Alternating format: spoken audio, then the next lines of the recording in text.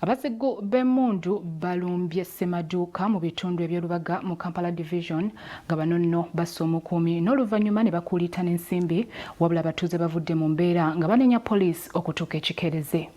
Waliwo abazigu b'emmundu abalumbye ssemaduuka e Kabuusu mu ggombolola y'e Lubaga mu Nnabunya Zone mu Kampala mu kiro ekikeeseza olunaku olwaleero ne batta omukuumi ne bakuulita n'emmundu n'ensimbi enkalu. Poliisi ekedde mu kifo kino okukola okunoonyereza kw'ettemu lino n'obubbi obwakoleddwa. Ssentebe w'ekitundu kino Mike Kato yemulugunyiza ku poliisi okutuuka ekikeerezi ng'abatemu bagenze dda. Lwali tetukyalina patrol, tetukyalina pikipiki, nga tetumanyi oba gavumenti bw'eri oba teriiwo.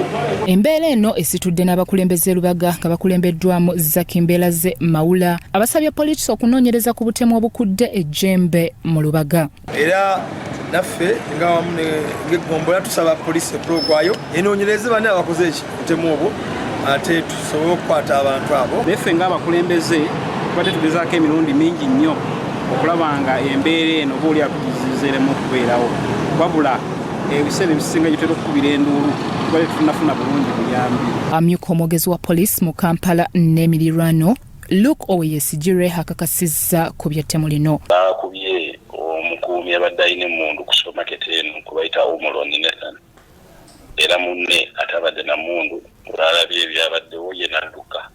Okumukuba amasasi gano baamuggyeko emmundu gy'abadde alina era ne bakuulita nayo ng'ekigendererwa kye twategedde okusinziza kamera enkesi ate balina ekigendererwa kyakubba mmundu eno. Omuloni yatwaliddwa mu ddwaliro e Lubaga era nga ali mu mbeera mbi, tujja batwabulira ebisingako. Byakyambadde Rollins ku Result TV Omunyo.